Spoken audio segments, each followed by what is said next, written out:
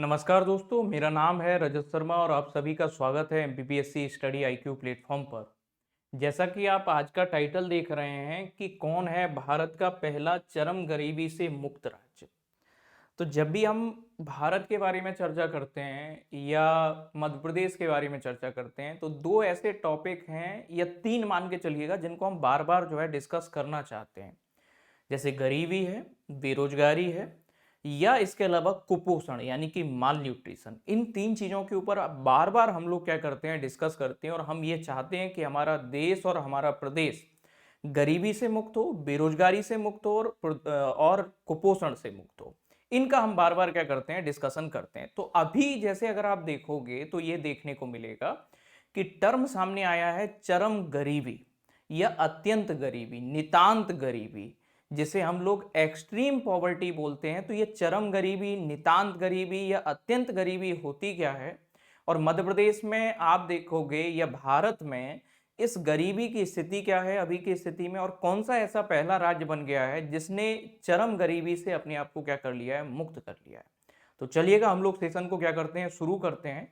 देखिएगा सबसे पहली बात तो आपको दिख रहा होगा कि चरम गरीबी या अत्यंत गरीबी, एक्सट्रीम पॉवर्टी क्या होती है। तो जब कोई भी पर्सन, जब कोई भी इंडिविजुअल या कोई भी फैमिली जब अपनी बेसिक नीड्स जो होती हैं, जो मूलभूत आवश्यकताएं होती हैं, जैसे भोजन है, जैसे शेल्टर यानी कि आवास है, हेल्थ है और लाइवलीहुड, इनको व्यवस्था नहीं कर पाता है। मैं जब भी गरीबी पढ़ाता हूं आप लोगों को बताता हूं कि मानव की ऐसी निर्योग्यताएं जिसके द्वारा वह अपनी मूलभूत आवश्यकताओं को पूरा नहीं कर पाता है, या मूलभूत आवश्यकताओं को पूरा न कर पाने की जो अयोग्यता होती है, उसी को हम गरीबी कहते हैं।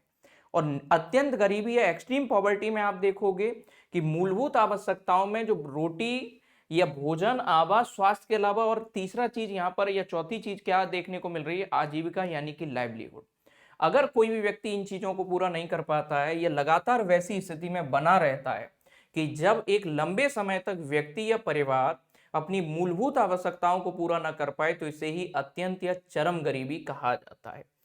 अभी देखोगे कि अंतर्राष्ट्रीय स्तर पर इसको लेकर के एक स्टैंडर्ड या एक पैरामीटर बना के रखा हुआ है कि अगर कोई भी व्यक्ति का प्रतिदिन का जो उपभोग व्यय है वो $2.15, लगभग 180 रुपए, अगर आप देखोगे कि वो इतना नहीं कर रहा है, तो उसे एक्सट्रीम पॉवर्टी या चरम गरीबी या अत्यंत गरीबी के अंतर्गत माना जाता है।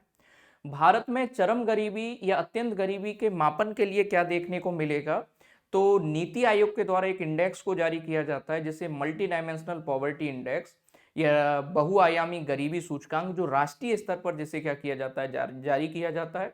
उसके आधार पर भारत में चरम गरीबी का क्या किया जाता है, मापन किया जाता है। अब अगली बात समझिएगा, केरल भारत का ऐसा पहला राज्य बन गया है जिसने स्वयं को क्या कर लिया है, चरम गरीबी से मुक्त कर लिया है। केरल केरल भारत का पहला ऐसा राज्य है जिसने स्वयं को क्या कर लिया है, एक्सट्रीम पॉवर्टी या चरम गरीबी से क्या कर लिया है, मुक्त कर लिया है। तो आप देखोगे कि extreme poverty eradication project Kerala राज्य के द्वारा अत्यंत गरीबी उन्मूलन जो परियोजना है, इसको शुरू किया गया था 2021 में। मतलब अभी जो केरल ने अपने आप को या केरल राज्य को चरम गरीबी से जो मुक्त का दर्जा दिया गया है, इस दिशा में केरल राज्य के द्वारा एक जो सोचे समझे जो प्रयास शुरू किए गए थे, वो 2021 में एक ऐसा प्रोजेक्ट लॉन्च किया गया, एक्सट्रीम पॉवर्टी इरेडिकेशन प्रोजेक्ट, और ये 2021 में लॉन्च किया गया था।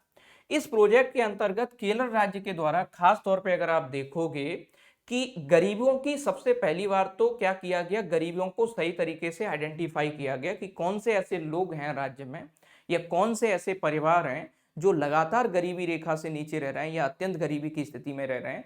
तो ये जो आंकड़े देके रखे हैं कि इतने परिवारों को आइडेंटिफाई किया गया, फिर उनका डॉक्यूमेंटेशन करवाया गया, उनको जो है नए घर दिलवाए गए, ये सब काम किया गया। तो इन सब डेटा को आपको याद नहीं रखना है, बस आपको इतना याद रखना है कि कहीं ना कहीं जो अभी इंडियन एक्सप्रेस में जो रिपोर्ट छपी है, वो रिपोर्ट ये कहती है कि ऐसा प्रोग्राम जो है केरल राज्य के द्वारा 2021 में शुरू किया गया था, और अभी आप देखोगे कि 2025 में भारत का ऐसा पहला राज्य बन गया है केरल, जिसने स्वयं को गरीबी से क्या कर लिया है, मुक्त कर लिया है। अगली बात जरा समझिएगा कि मैंने कहा कि नीति आयोग के द्वारा राष्ट्रीय स्तर पर एक मल्टी डायमेंशन पॉवर्टी इंडेक्स या बहुआयामी गरीबी सूचकांक को जारी किया जाता है। तो ये राष्ट्रीय बहुआयामी गरीबी सूचकांक ये जारी कौन करता है, कभी आपसे क्वेश्चन पूछा जाए तो याद रखना नीति आयोग। 2023 की अभी सबसे इसकी लेटेस्ट जो रिपोर्ट हमारे पास में है, ये कहता है कि भारत में, पूरे भारत के स्तर पर इस सूचकांक के आधार पर देखा जाए तो गरीबी का जो प्रतिशत है वो लगभग 11% के आसपास आपको देखने को मिलेगा। कि पूरे इंडिया में जो पॉवर्टी का जो परसेंटेज है वो नीति आयोग का जो मल्टी डायमेंशन पॉवर्टी इंडेक्स है या बहुआयामी गरीबी सूचकांक है, इस बहुआयामी गरीबी सूचकांक की रिपोर्ट के आधार पर देखा जाए तो भारत में अभी गरीबी का प्रतिशत लगभग 11% है। और ग्रामीण क्षेत्रों में, रूरल इंडिया के लेवल पर अगर आप देखोगे तो ये गरीबी का प्रतिशत आपको ज्यादा देखने को मिलेगा। और रूरल इंडिया के लेवल पर 15% से ज्यादा जो है गरीबी का प्रतिशत या अत्यंत गरीबी का प्रतिशत हमें देखने को मिलता है। रही बात इससे अलग, मल्टी डायमेंशन पॉवर्टी इंडेक्स से अलग मैं बात करूं तो खास तौर पे अगर आप देखोगे कि नेशनल फैमिली हेल्थ सर्वे के जो हमारे पास में लेटेस्ट डेटा है, उस डेटा के अनुसार अगर आप देखा जाए तो भारत में सबसे ज्यादा गरीब राज्य आज की डेट में कौन है? बिहार राज्य है। ये नेशनल फैमिली हेल्थ सर्वे या राष्ट्रीय स्वास्थ्य जो सर्वेक्षण हुआ था, तो राष्ट्रीय परिवार स्वास्थ्य सर्वेक्षण के जो डेटा है हमारे पास में, एनएफएचएस के जो डेटा है, उसके अकॉर्डिंग देखा जाए तो बिहार राज्य भारत का सबसे गरीब राज्य है। और मध्य प्रदेश का गरीबी के मामले में पूरे ओवरऑल इंडिया में देखा जाए तो कितना, कौन सा स्थान है? 5वां स्थान है। अब दूसरी बात देखो, दो डेटा आपको याद रखना है कि पूरे भारत में सबसे ज्यादा जो गरीब राज्य है एनएफएचएस के डेटा के अकॉर्डिंग, तो वो है बिहार। और बिहार में गरीबी का प्रतिशत आज की डेट में कितना है? 33.76%। और मध्य प्रदेश 5वें नंबर पर आता है। मध्य प्रदेश में गरीबी का प्रतिशत कितना है? 20.63%। और भारत का सबसे कम गरीब राज्य कौन सा है, अगर ऐसा क्वेश्चन पूछा जाए तो भारत का सबसे कम गरीब राज्य है केरल। तो आपने क्या क्या समझा कि इंडिया में सबसे पॉवर्टी के मामले में सबसे बुरी हालत कौन से स्टेट की है? बिहार की है। मध्य प्रदेश का गरीबी के मामले में नीचे से 5वां स्थान हमें देखने को मिलता है, यानी कि भारत के सबसे 5वें सबसे हम गरीब राज्य हैं। मध्य प्रदेश की कितनी आबादी अभी भी गरीबी रेखा से नीचे जीवन यापन कर रही है? तो मध्य प्रदेश की 20.63% जो आबादी है वो अभी भी गरीबी रेखा से क्या कर रही है? नीचे जीवन यापन कर रही है। इस चीज को याद रखना। दूसरी एक और बात बताता हूं, जब भी हम गरीबी को पढ़ते हैं तो उस समय हम दो रिपोर्ट का जरूर स्टडी करते हैं। एक है सुरेश तेंदुलकर समिति और दूसरा है सी रंगराजन समिति। इन दो समितियों के बारे में बेटा मैं जरूर पढ़ाता हूं जब भी गरीबी को पढ़ाता हूं। तो सुरेश तेंदुलकर समिति ये 2004 में बनाई गई थी, 2009 में इसने अपनी रिपोर्ट दी। और सी रंगराजन समिति 2012 में बनाई गई थी और 2014 में इसने क्या किया? रिपोर्ट दिया। इन दोनों ने मिनिमम कंजम्पशन लेवल या न्यूनतम उपभोग व्यय के स्तर पर ग्रामीण और शहरी क्षेत्रों के लिए, यानी कि रूरल और अर्बन एरिया के लिए अलग अलग पॉवर्टी लाइन को क्या किया है? डिसाइड किया है। इन दोनों ही समितियों को देखोगे, इन्होंने रूरल और अर्बन सेक्टर के लेवल पर या ग्रामीण और शहरी क्षेत्रों के स्तर पर अलग अलग गरीबी रेखा को क्या किया है? निर्धारित किया है। जिसमें अगर आप देखोगे सुरेश तेंदुलकर समिति, इसने कहा कि अगर कोई भी व्यक्ति ग्रामीण क्षेत्रों में निवास करता है और उसका प्रतिदिन का उपभोग व्यय या पर डे का कंजम्पशन जो एक्सपेंडिचर है वो 27 रुपए या इससे ज्यादा है तो उसे गरीब नहीं माना जाएगा। कि अगर कोई भी व्यक्ति ग्रामीण क्षेत्रों में निवास करता है और उसका प्रतिदिन का उपभोग व्यय 27 रुपए या इससे ज्यादा है तो उसे गरीब नहीं माना जाएगा। इससे अगर कम है तो उसे बिलो दी पॉवर्टी लाइन या गरीबी रेखा से नीचे माना जाएगा। ठीक इसी तरह से अगर शहरी क्षेत्रों में रहता है और प्रतिदिन का उपभोग व्यय 33 रुपए है तो उसे क्या नहीं माना जाएगा? कहीं ना कहीं गरीब नहीं माना जाएगा। इससे कम है तो गरीब।